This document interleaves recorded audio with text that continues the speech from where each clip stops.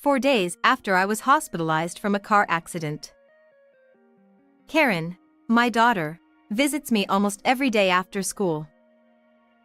Hey Karen, did you tell your dad about me properly? Yeah. I told him. Hasn't he come to visit you? Despite his wife being hospitalized, Toby, my husband, hasn't visited even once. I felt a bit saddened by his coldness. 2 days later, when Karen was visiting because she had no school. Poor thing. You were in an accident, right?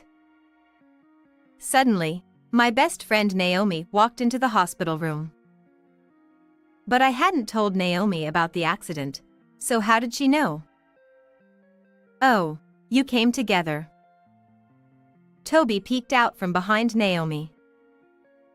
I have something to talk about. Without any concern for me, Toby continued his story. I'm marrying Naomi. So, divorce me. He boldly announced it loudly in the hospital room. What? What did you say? I said, I love Naomi. We're getting married, so you take Karen and get out. I thought I misheard, so I asked again, but I couldn't comprehend the sudden situation. Naomi, what is this about? It means exactly what it sounds like. I love Toby. Will you give him to me? Naomi's expression was serious. Is it possible for someone to make such a selfish request? Ignoring the two passionate visitors, my daughter burst into laughter. What? You two can't get married. Because? What Karen said was quite unexpected. I, Chris Haddison, enjoy watching slightly complex love dramas in between work and house chores. Wow, that was unexpected. Wait, it ends here. I often find myself exclaiming out loud at the twists in the drama I watch alone. I live a simple life with my husband and daughter, and have a good relationship with my in-laws who live nearby. I am far from the drama-filled stories I watch and lead an ordinary life. Because my daily life is so monotonous, sometimes I wish to dive into a drama. My husband Toby is a bright, athletic moodmaker rather than a scholar. He loves lively gatherings and was always surrounded by people in his youth. To me, who was relatively quiet and studious, he seemed dazzling and attractive. However, I've realized that it's not easy to change the mindset developed in one's youth. Though it was charming when we were young, his unchanged personality at 40 is a bit problematic. What I once found admirable has become a source of concern as we age. My recent worry is about the relationship between Toby and Karen. Karen prefers quiet time over hanging out with friends. She doesn't dress flashily, excels in her studies, and always ranks high in her class. Toby, who despised studying, cannot seem to understand Karen's dedication. It would be fine if he kept it to himself, but he can't help imposing his views. You're always cooped up in your room studying. Girls don't need to study to live. Instead of wasting time on studying, why not learn some charm? He says this loudly enough for Karen to hear while she's studying. Dad, people don't think that way anymore. Without studying, I can't get the job I want. It's my freedom to choose whether I study or not. Despite Karen's rebuttal, Toby always comments whenever he sees her studying. Hey Toby, why don't you stop interrupting Karen's studies? She's doing great. I made friends and got a job without studying. Playing with friends is more fun and you'll never regret it. Toby, indulging in his nostalgic fun, doesn't listen. Karen is getting fed up with Toby's constant interference. Mom, How long will Dad keep saying such things? I can't concentrate even if I want to study. Sorry, I tell him not to disturb you, but he just doesn't listen no matter how many times I say studying is important. As a result, Toby and Karen clash often, and I have to mediate every time. Toby's interference doesn't stop with Karen herself. Listen, Karen's planning to go to college. A girl doesn't need to study. Toby continues to complain about Karen even in front of his parents. Stop saying girls don't need to study. Nowadays, it doesn't matter if you're a girl or a boy. Instead of criticizing others, why don't you try studying again? My in-laws, unable to bear seeing their beloved granddaughter denied, admonished Toby. When his own parents criticize his views, Toby sulks. What's with everyone? On days when his parents scold him, Toby's complaints worsen and he often gives us the silent treatment. One day, while returning from shopping, "Hey, is that you, Chris? It's been ages. Do you remember me? Wow, Naomi. Do you live here now?" The one who called out to me was my best friend Naomi, who had moved out of the prefecture after middle school graduation. Naomi was always stylish, with extensive knowledge of makeup and fashion, and I secretly admired her. Though we were opposites in looks and personality, we often hung out together. I used to teach Naomi, who was bad at studying, in exchange for fashion tips. After she moved, we kept in touch through letters, but as we got busier with our social lives, the letters dwindled. It was really a long-awaited reunion. Yeah, I got married and had a child over there, but due to some issues, I'm back here now. That must have been tough. It was. My husband cheated on me. Oh, can I visit your place sometime? I'd love to catch up. Sure, come over. I'd love to chat. Thus, Naomi and I rekindled our friendship and started visiting each other's families. Toby and Naomi, both lively and sociable, quickly hit it off and became close. Whenever Naomi visited, they had animated conversations, as if they had been friends forever. Naomi's daughter, like her, cared about fashion and was around Karen's age. Every time Naomi and her daughter visited, Karen tried to be friendly but didn't seem to get along well. She said it's unthinkable not to be into fashion or romance and called my look plain. She's younger than me but acts superior. Karen, frustrated, would vent to me after they left. Everyone has their own thing, so don't worry. You're fine as you are. I tried to comfort her, but Naomi's daughter continued to pick on Karen. As Naomi and Toby grew closer, Naomi's daughter also got attached to Toby, and he enjoyed it. Naomi's having trouble with her lights. I'm going to check it out on my next day off. It must be hard for her as a single mother. Toby, pitying the single mother household, often helped out at Naomi's place. Toby is so capable and fast. I'll keep asking him for help. Naomi praised Toby in front of me, flattering him. Toby, flattered, became more enamored with Naomi and her family. Naomi started visiting less frequently, while Toby was often away helping her. Dad is visiting Naomi's place too much. Is she really asking for that much help? I don't think Naomi is helpless. Being a single mother is tough. I have to help her.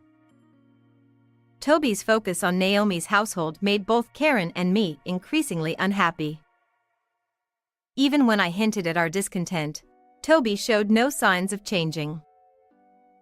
When I went to Naomi's house 3 days in a row, even Karen and I couldn't overlook it. I want you to value our family a bit more. Naomi is just a friend, you know? I just don't understand Dad's thinking. Then Toby, with a sigh, said, I wish Naomi and her family were my real family instead of you boring people. I never expected to hear such words. I was so taken aback that I couldn't respond. The only thing that happened was my affection for Toby gradually faded away. After that incident, the atmosphere at home completely chilled. There was little conversation between the couple, just the bare minimum. Toby and Karen seemed even more distant than before. It's no wonder things turned out this way. I thought to myself, as long as we can live without any issues, that's enough. With that in mind, I went out shopping. It was when I was on my way back, riding my bicycle, that it happened. Suddenly, there was a loud impact and the sound of brakes. When I came to, I was lying on the ground. There was some commotion around me. I opened my eyes gently, but it took some time to grasp the situation. My bicycle had been flung far away, and the items I bought were scattered everywhere. Oh, I've had an accident. Right after thinking that, pain shot through my entire body. I could hear the siren of an ambulance in the distance. Enduring the pain, I waited patiently for the ambulance to arrive. Even during the transport to the hospital, the pain made my consciousness fade in and out. By the time the treatment was finished and I was in the hospital room, Karen had rushed over. Mom. Are you okay? Karen, I'm sorry to make you worry. I'll have to be hospitalized for a while. I had broken my right leg in the accident. I'm just glad you're alive. I was really worried. I hope you recover well.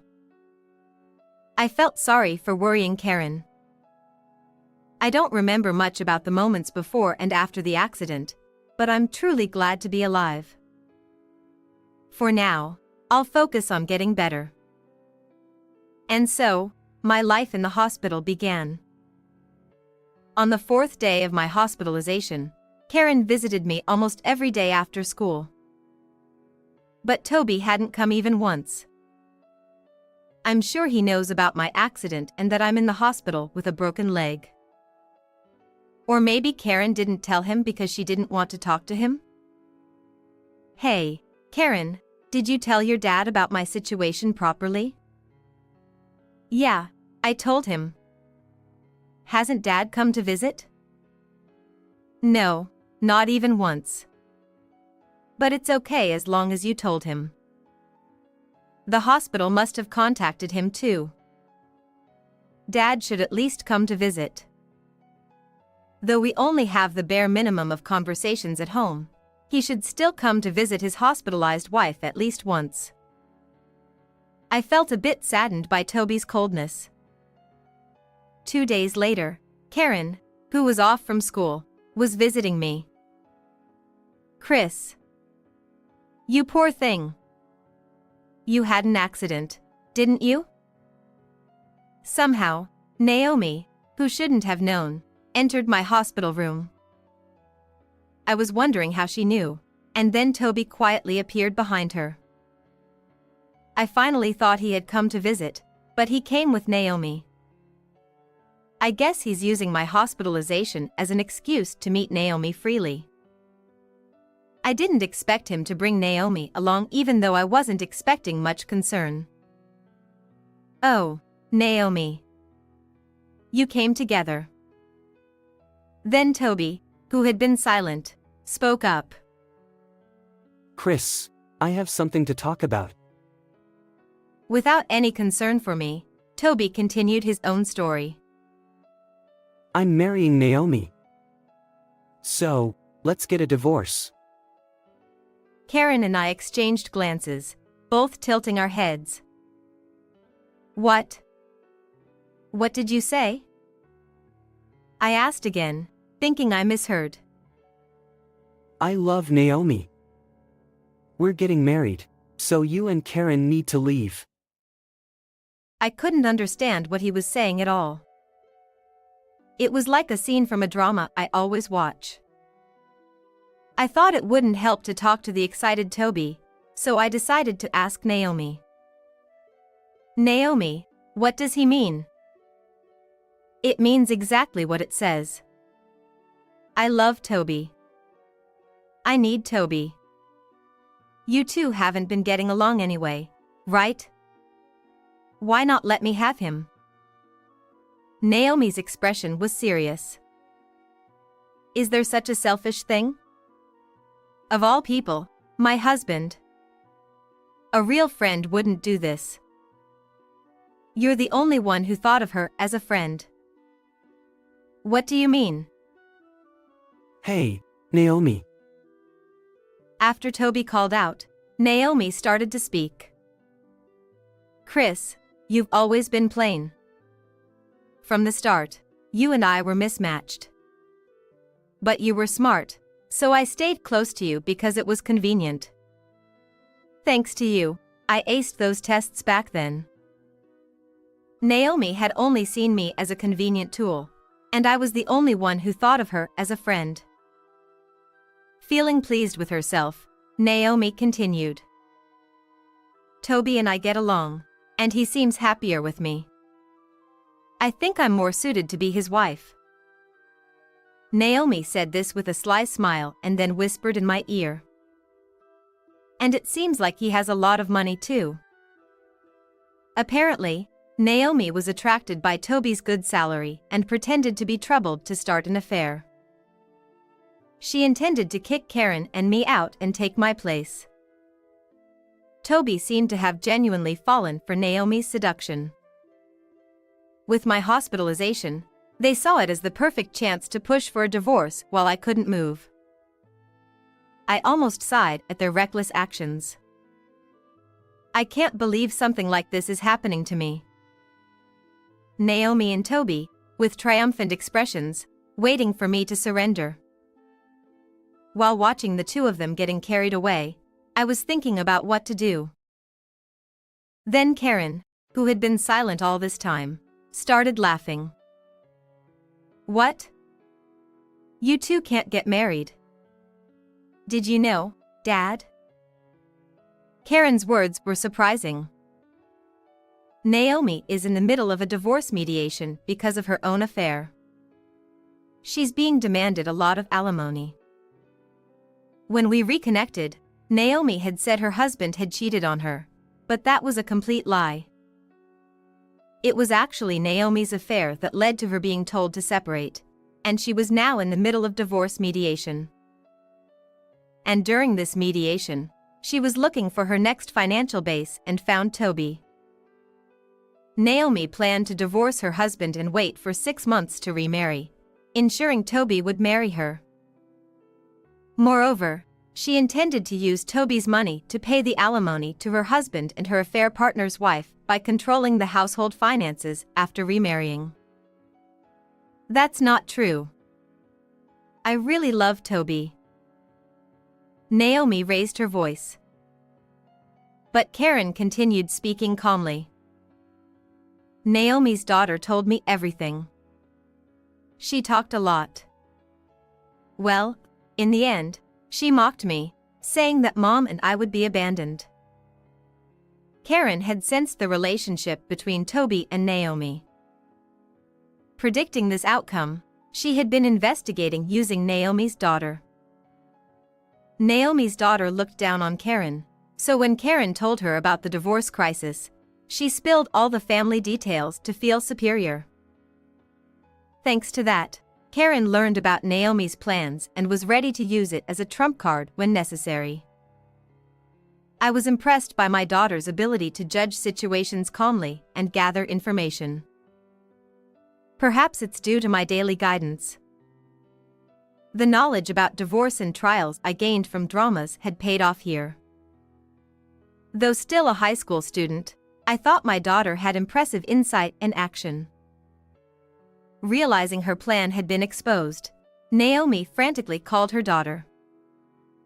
"What are you blabbing about? You've ruined my plan. I'm broke now. I had finally found a good money source." Naomi began arguing with her daughter over the phone. Hearing this, Toby finally realized he had been seduced for his money. What? He was stunned and couldn't find words. Moreover, Naomi had chosen Toby because she thought he was the president and thus very wealthy. In reality, Toby only worked at his in-laws' company, but he had pretended to be the president to impress Naomi. Toby's usual flamboyance and vanity had backfired. I couldn't help but laugh at the absurdity. Having realized Naomi's plan and true intentions, Toby panicked. I'm sorry. Chris. Please take back what I said earlier. What did you say earlier? Karen's calm question made Toby flustered. I didn't mean the divorce. It was just a spur-of-the-moment thing. Looking down, Toby glanced at me, who was silently listening. Chris. Are you listening? Yes, I can hear you clearly. Even if he was deceived, I can't forgive Toby for cheating with Naomi. If Toby had any sense, this wouldn't have happened. Karen and I both felt the same about not being able to forgive Toby. Toby, seeing that we weren't saying anything, finally spoke up. But you two can't live without my income, right? It would be tough if we got divorced. He showed regret for just a moment, then quickly started threatening us with how difficult life would be without his income. Toby seemed to think that Karen and I couldn't manage without him. "We can live just fine without you, Toby. As you said, let's get divorced. And I'll make sure to inform your parents about everything that's happened." No, please don't tell them. I'm begging you, don't. It doesn't change what happened. For now, I sent him home and sighed deeply in the hospital room. I wondered how the protagonist of a drama would handle this situation.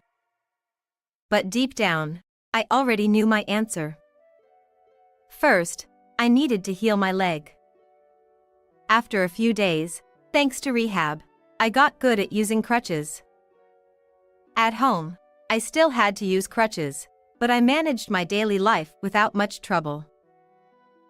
Even after I was discharged, Toby kept asking me to reconsider the divorce. But I remained silent, and Karen blamed him every time she saw him. Toby started feeling uncomfortable at home and began living in a hotel. A few days later, my in-laws came to visit after hearing about my discharge. "Chris, you must have had a hard time. Are you okay?" I brought some frozen meals to help.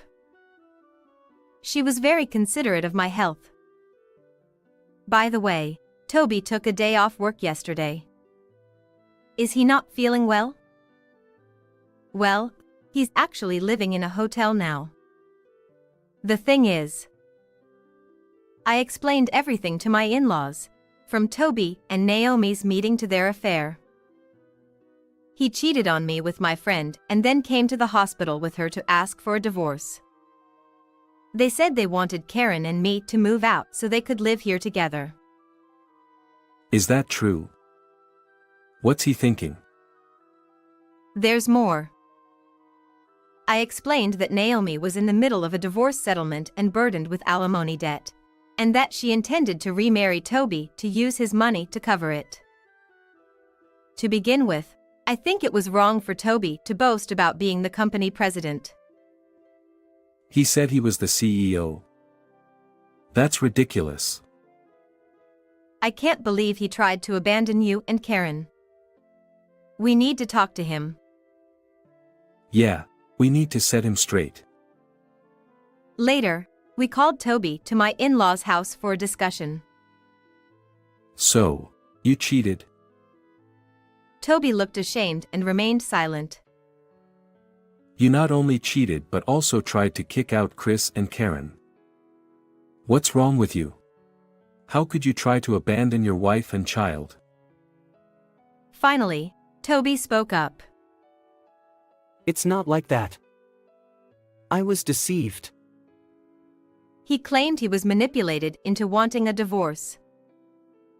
If I had known she was after money, I wouldn't have done it. It's all because Chris reconnected with her. Toby tried to shift the blame. Seeing his lack of remorse, my father-in-law's face turned stern. Are you saying it's not your fault? Cheating is cheating. And you lied about being the CEO. I thought you might take over one day, but I can't trust you now. You're fired. My father-in-law was furious and announced Toby's disownment. My mother-in-law looked disgusted.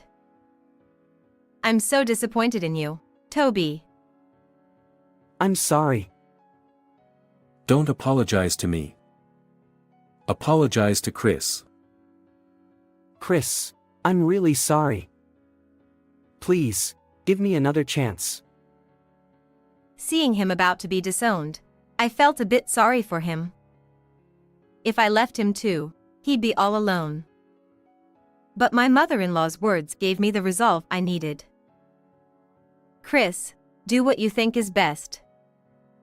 We're on your side. Her words solidified my decision. Let's get divorced. We can't go back to how things were. Please, reconsider. No, I've decided. I will make sure to get alimony and child support. How did it come to this? And so, we proceeded with the divorce. A few days later, I got a call from Naomi. Hey. My husband found out everything. Now I have to pay even more. This is unbelievable. During her divorce settlement, Naomi's husband found out about her affair with Toby and increased her alimony. He also sued Toby for compensation. Toby ended up losing most of his assets to alimony and child support.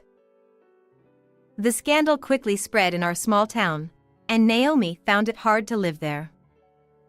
She moved to a nearby town but struggled with her new, poorer lifestyle. Toby also started a new life, getting a job somewhere else.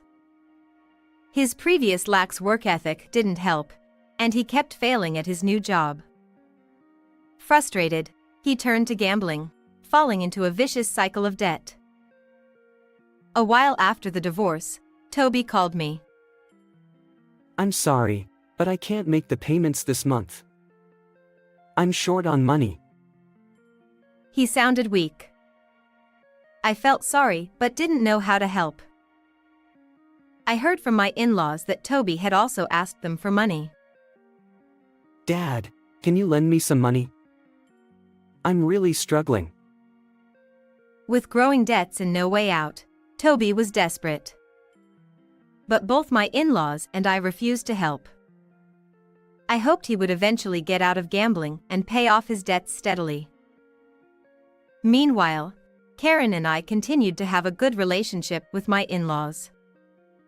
They might have felt guilty for Toby's actions, but their kindness was a great comfort. Karen kept studying hard and got into her dream university. With my income and help from my in-laws, she thrived in college and is on her way to becoming a researcher. How was today's story? Don't forget to subscribe to our channel. See you in the next video.